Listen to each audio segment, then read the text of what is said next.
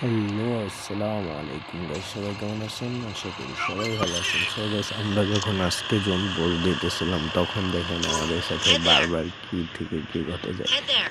So আমি কিন্তু এখানে আমি নিজেই জোন পুশ দেই, যে কারণে কিন্তু আমি এখানে একটি সেফটি জায়গায় নামার জন্য নামতেছিলাম, বাট এইখানে একটা গাড়ি পাবো ভেবে নামলাম।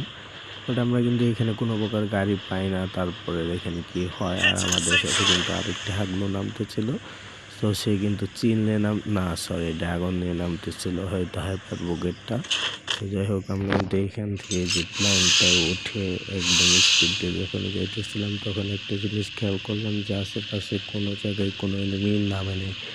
সো আমরা কিন্তু এইখান থেকে ৮০০ টোকেন কালেক্ট করি, মানে আইসে দেখি যে একদম জল করতেছে সোনা দানা।